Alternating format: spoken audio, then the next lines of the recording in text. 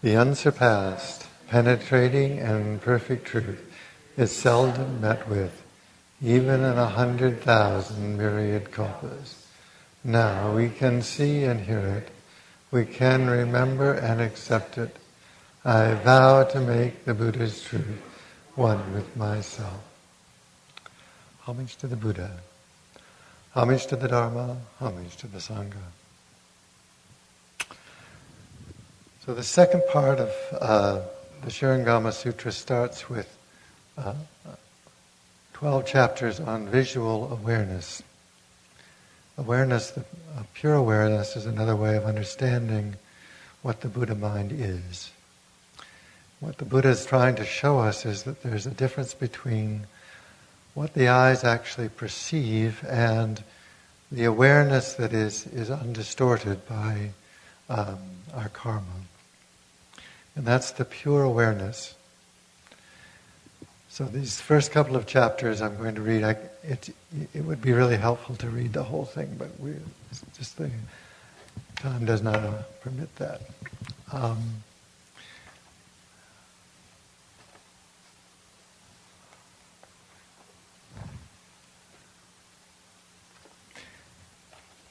He starts by saying that it's the mind that sees, it's not the eyes.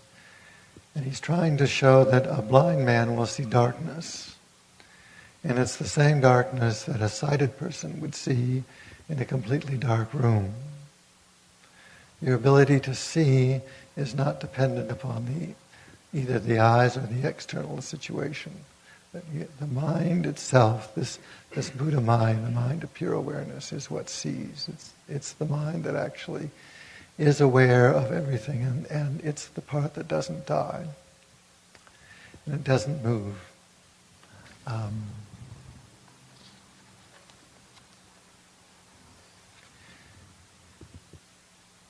True visual awareness is not lost.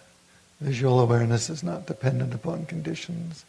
Visual awareness is not a perceived object.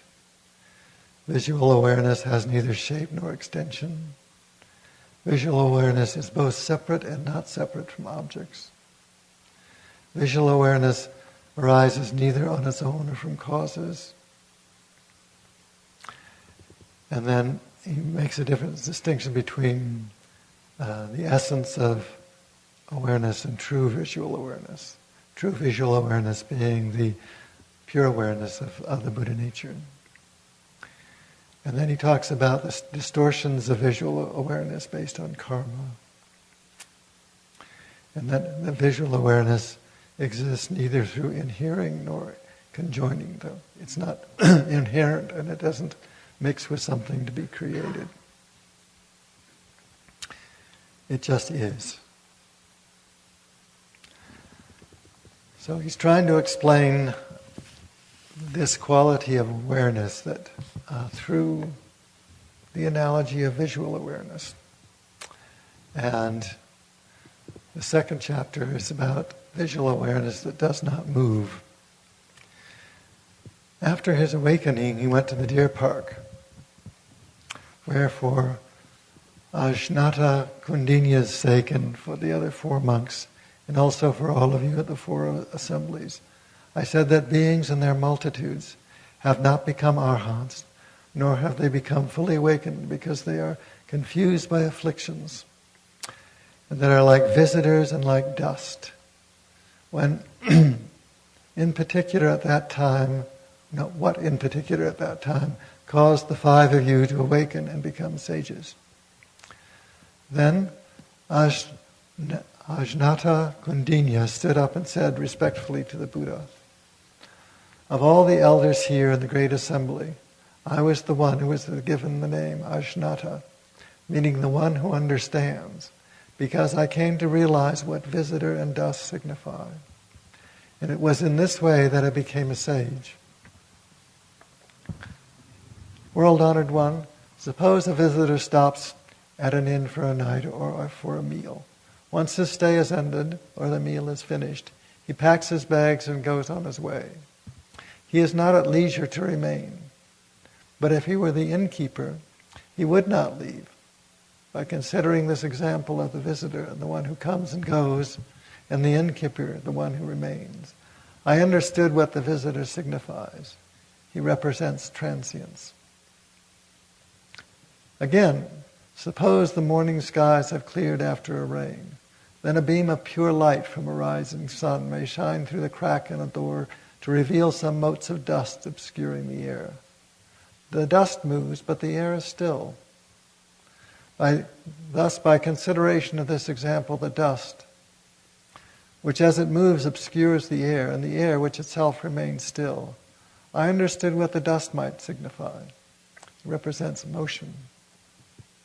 The Buddha said, so it is. There's a great deal of teaching in Chinese Buddhism about the Goi theory, which has to do with an understanding of between what is the host and what is the guest. The host being the Buddha nature and the guest being the individuals, just like the air and the dust. The innkeeper does not move. The air does not move. This is the analogy that the Buddha is trying to get, is that the Buddha nature is that which is unborn, undying, unmoving. And yet, it holds, the air holds the dust. The inn holds and nourishes the visitors. And these, our ability to change places, if you look at the words on the stupa, Reverend Master talks about going in and out, always becoming Buddha. Going in and out is an analogy for life and death, but it's also the ability to change your perspective from looking at things through the eyes of the eternal or looking at them through the eyes of the self.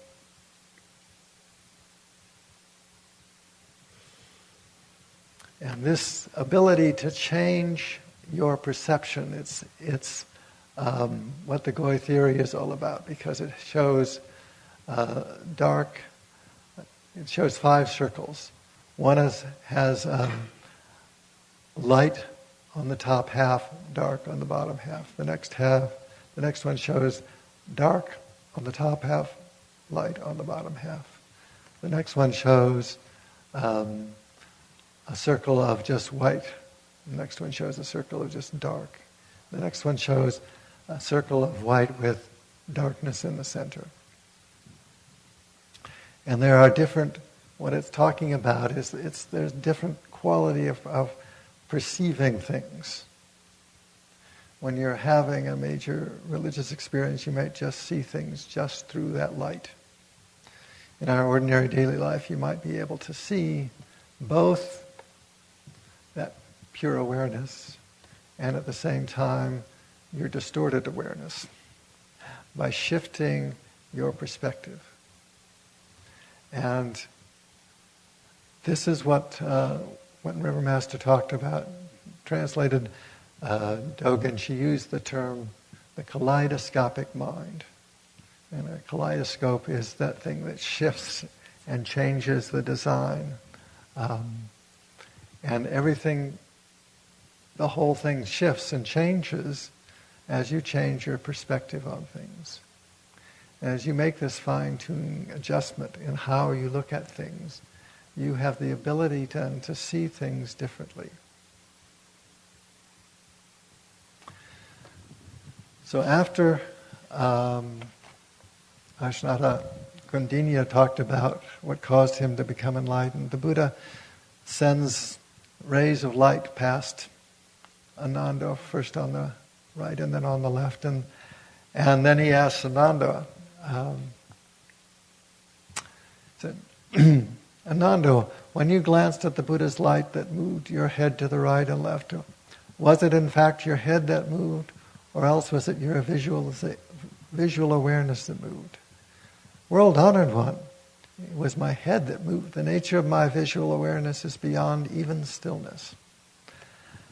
How could it then have moved? And the Buddha said, so it is.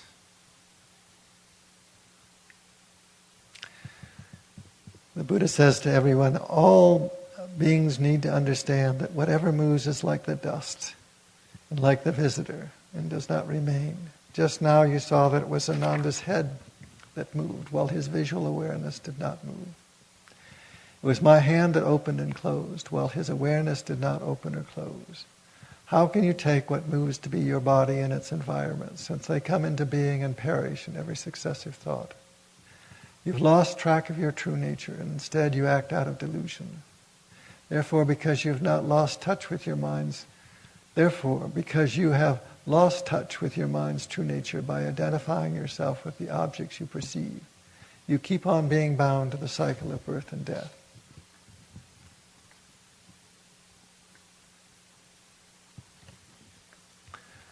Then King Pranjanazat stood up and said to the Buddha, before I was instructed by the Buddha, I met Katyayana and Vairatiputra. Both of them said that after the body dies, we cease to exist and become nothing. That very nothingness itself is what they called nirvana. Now, though I have met the Buddha, I still have doubts that can make me cautious. How can I come to realize the true and fundamental mind but neither moves, neither comes into being or perishes? All in the great assembly who have outflows wish to hear the answer. The Buddha said to the king, may I ask, is your body as indestructible as Vajra, or is it subject to decay? World-honored one, this body of mine will keep on changing till the end. In the end it will perish.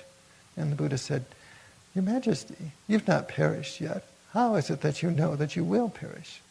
World-honored one, my body is impermanent and subject to decay, although it has not perished yet. But now, upon reflection, I can see that each one of my thoughts just fades away, followed by a new thought, which also does not last, like fire turning to ash, constantly dying away, forever perishing. By this I am convinced that my body too must perish. And the Buddha said, so it is, Your Majesty. You are in your declining years. How do you look now compared to when you were a boy? Oh, world-honored one, when I was a child, my skin was fresh and smooth, and I was full of vital energy. When in my prime, now, in my later years, as old age presses upon me, my body has withered and is weary. My vital spirits are dulled, my hair is white, my skin is wrinkled. Not much time remains for me. How can all this compare to the prime of life? The Buddha said, Your Majesty, your body's appearance cannot have deteriorated suddenly. The king replied, World-honored one, the change has in fact been so subtle that I've hardly been aware of it. I've reached this point only gradually through the passing of years. Thus, when I was in my 20s, I was still young, but I already looked older than I did when I was 10. My 30s marked a further decline from my 20s, and now at 2 years past 60, I look back at my 50s as a time of strength and health. World-honored one, as I observe these subtle transformations, I realize now that the changes wrought by this descent towards death are evidently not only from decade to decade, but they also can be discerned in smaller increments.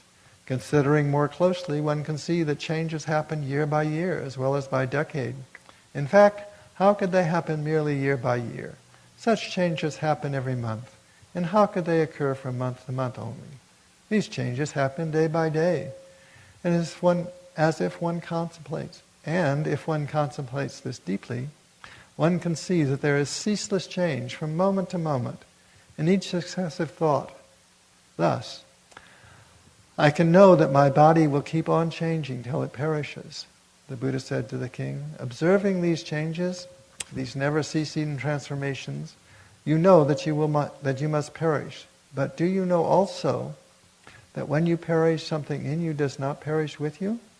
Putting his palms together, King Prasanajit replied to the Buddha, Indeed, I do not know. The Buddha said, I now will reveal to you what it is that does not come into being and does not perish. Your Majesty, when you first saw the river Ganges, how old were you? The king replied, I was 3 when my beloved mother took me to pay respects to the goddess Jiva. When we went past the river, I knew that river was the Ganges, the Buddha said. Your Majesty, you said that when you were in your 20s, you had already aged compared to when you were 10. Year after year, month after month, day after day, in each successive thought. There have been changes till you have reached your 60s. Consider, though, when you were 3 years old, you saw the river. 10 years later, when you were 13, what was the river like? The king replied, it looked the same when I was 13 as it did when I was 3. Even now, when I'm 62, it's still the same. The Buddha said, now, you're mournful that your hair is white and your face is wrinkled. Your face is certainly more wrinkled than it was when you were in your youth. But when you look at the Ganges, is your visual awareness any different from your visual awareness as it was when you saw the river in your boyhood? The king replied, no different, world-honored one. The Buddha said, Your Majesty, your face is wrinkled, but the essential nature of your visual awareness itself is not wrinkled. What wrinkles is subject to change. What does not wrinkle does not change. What changes will perish, but what does not change neither comes into being nor perishes. How then could it be affected by your being born and dying?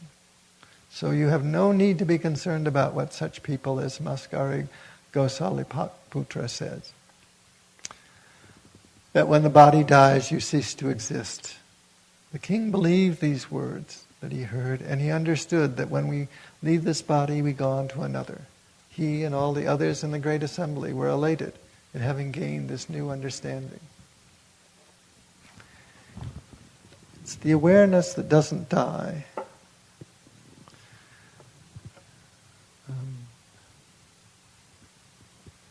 But that awareness is colored by and distorted by how it is we see things through both individual karma and collective karma. I'm going to read a section of this scripture that was the sutra that was translated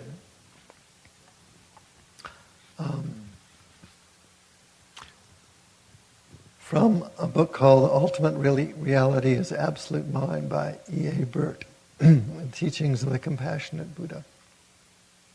And it was quoted in Zen as Eternal Life, with slightly paraphrased by Reverend Master.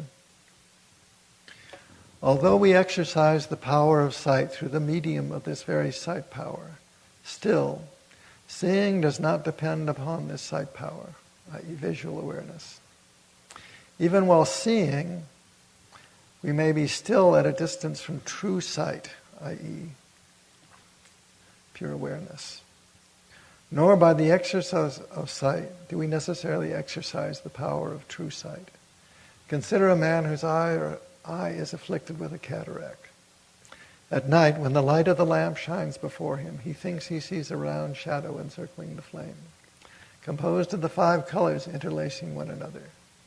These are beautiful colors in the lamp or in the eye. If they are in the lamp, why does not the man with a healthy sight see them? It is in the sight of the person concerned, then, as it is the result of an active vision. So what name shall we give to the power that produces these colors? We must conclude that the objects looked at, the flame, is dependent upon the lamp, but that the circle is the result of imperfect vision. Now all such vision is connected with disease, and to see the cause of the disease, that is the cataract, is curative of the disease.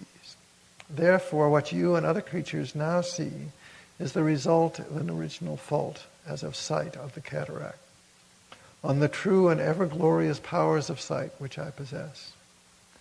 If the ordinary power of sight be a cataract on the eye of my true sight, it follows as a matter of course that the pure and bright mind of my true knowledge in seeing all these unreal associations is not affected with his imperfection. That which understands error is not itself in error. In other words, that which is that pure enlightenment can embrace and hold the delusion and is not itself deluded. Therefore, having laid hold of this true idea of sight, there will be no further meaning to such expressions as hearing with the ears and knowing by the sight. This faculty which we and all the 12 species of creatures possess, and which we call sight. This is the same as the cataract on the eye. It is the imperfection of true sight. But that true and original power of vision, which has become thus perverted and is in its nature without imperfection, that pure and bright mind of my true knowledge, in seeing all these unreal associations, is not afflicted by this imperfection. That which understands error is not itself in error.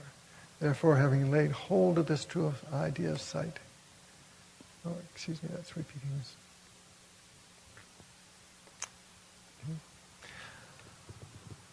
Now, understanding error is how we look at ourselves.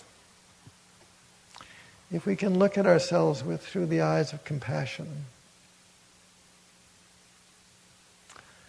we have the ability then to be in touch with the Buddha nature. Because that which understands the error is not itself in error. This is a very important aspect of Buddhist training and practice. The confession verse which we recite at ordinations and the renewal of vows has to do with the recognizing and acknowledging of our mistakes, actions based on greed, anger, and delusion, and making the resolve to change them.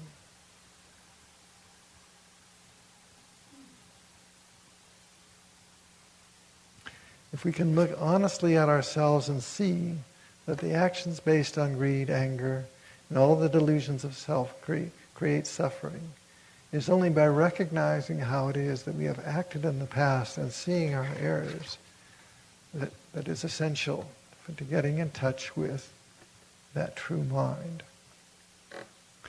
But we cannot see them through judgment. The judgment just prevents us from learning. We've concluded bad person, therefore there's nothing more to be learned from the behavior.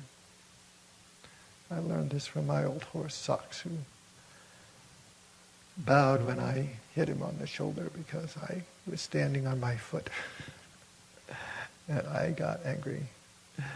And it was something that he was taught to do, and with great dignity he lifted up his knee and put it down, and the other knee, and he put his head all the way down, and he bowed. And because I felt so badly about that, the screen of bad person came down in front of my mind there, and I didn't look at that incident for about 25 years. And after my mother's death, I was doing some memorials over in England, and this memory popped up, and I thought, what a beautiful teaching. Because, of course, this is how you deal with anger, is you bow to it. But at the same time, there was a wonderful teaching on how judgment prevents us from learning. But if we look at the mistake itself, then there's something to be learned from that. Because there was this beautiful bodhisattva bowing to this little boy's anger. And it was so deeply moving that I was just blown away by it. But in fact, there was a beautiful teaching there. And if we look at our mistakes, then with that sense of compassion, then we can see something very valuable in them.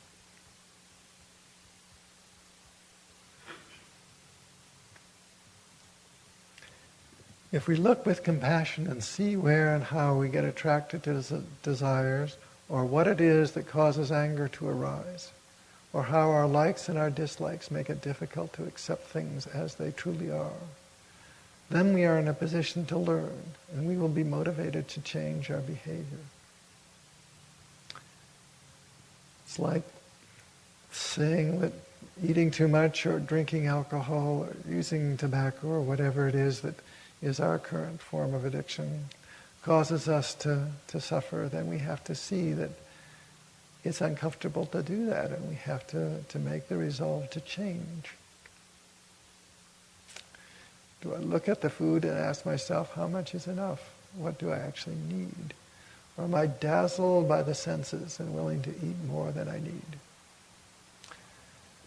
We have to become our own best friend to truly understand our mistakes and errors. We must make the resolve to change the behavior. The most important aspect of this is the behavior that breaks the precepts. The precepts must be seen as how to behave like a Buddha. It doesn't make you a good person or a bad person to either keep or break the precepts. We already come equipped fully with the Buddha nature. It's just a question of our putting ourselves in harmony with what's already there. So vowing to keep the precepts is the vow to become a Buddha. But we need to be able to embrace our mistakes by seeing them through the eyes of compassion. Being honest with ourselves is an essential part of this process. If we acknowledge the error, we can do something about it. And it's a hard thing to go about looking for our errors because most of the time we want to look at them through judgment. You can't see them that way. But if you look with kindness, it's the Buddha mind that sees the error. Shifting our identity from the visitor to the innkeeper, from the dust to the air that holds it, is how we can convert or transform our perceptions. Who is it that wakes you up when the mind wanders in meditation?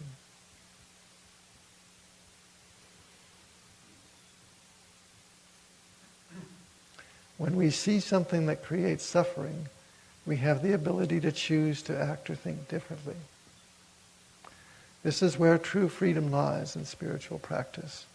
Just like the man I was talking about yesterday who saw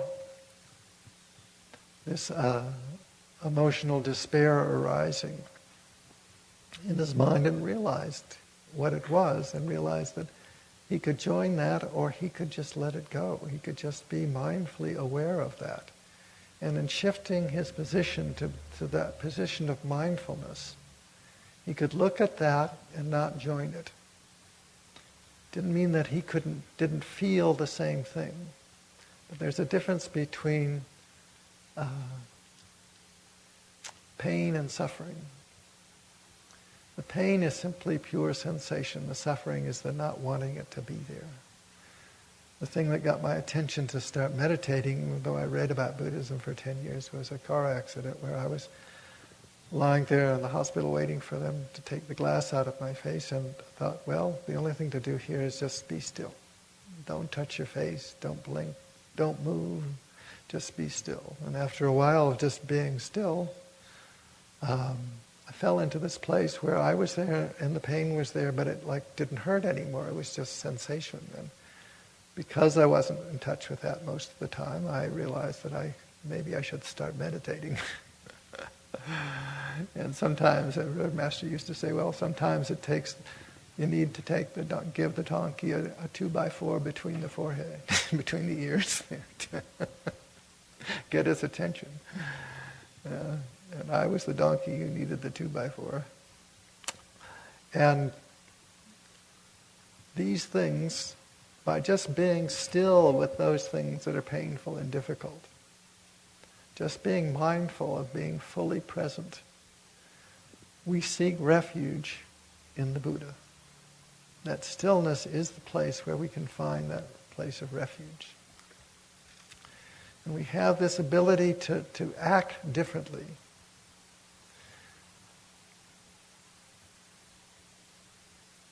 This kaleidoscopic mind is that mind that shifts and changes.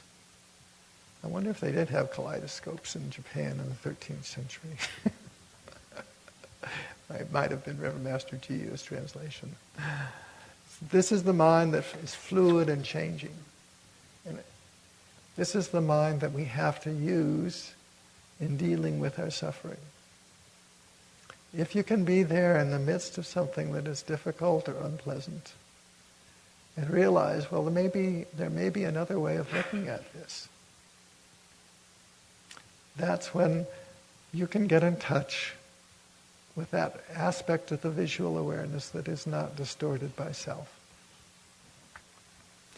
But you have to go to that place of stillness.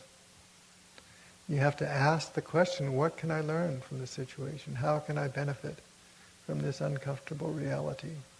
In other words, not how can I get out of this situation, but what do I need to give to this situation. Because all of these things that are unpleasant, we want to push them away. We want to get rid of this thing instead of learn from it. It's how can I change myself in order to learn from this suffering. The mind of pure awareness is alive and acting within us, even as we perceive things through the distorted perception of self. And we have the ability to shift how we look at things.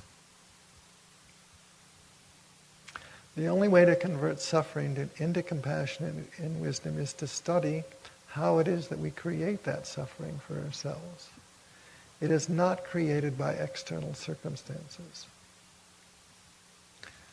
The suffering is how we perceive the situation. The situation is just the situation.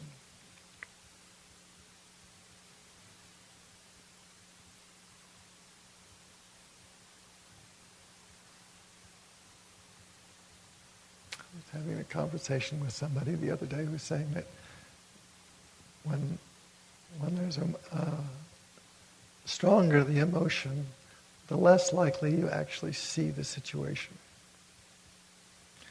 So if we're really bothered by what it is that we see, we don't actually see the situation, we see our aversions. And we see something we desire, we don't actually see the thing itself, we just see this desire that we want to cling to this. And the stronger the emotion, the less clarity of vision. Being able to see things as they truly are is how the Buddha defined his enlightenment. And our ability to see things as they truly are is already there within us. It's simply a question of being still enough to actually see what it is that we're seeing. And when we look at our errors, to be able to shift that perspective, to accept our humanness and at the same time have the ability to be in touch with that which is unborn, undying, within that humanness. And it's just this fine-tuning adjustment on how it is that we look at things. The purpose of our meditation is to get us to the place where we have the ability just to be still with things as they are, without wanting things to be different, without wanting things to be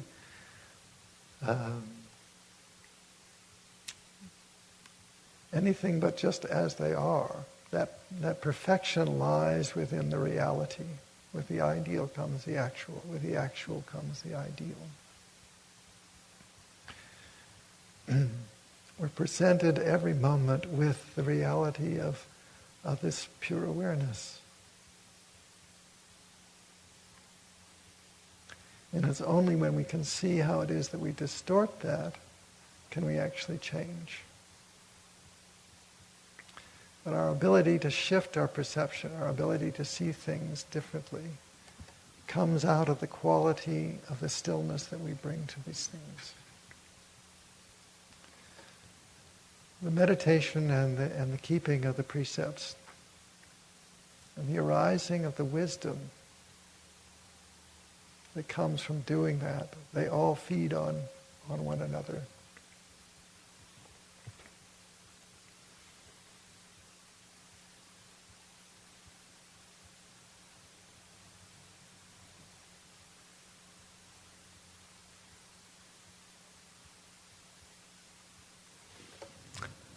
However innumerable beings may be, I vow to save them all. However inexhaustible the passions may be, I vow to transform them all. However limitless the Dharma may be, I vow to comprehend it completely. However infinite the Buddha's truth is, I vow to realize it. Homage to the Buddha, homage to the Dharma, homage to the Sangha.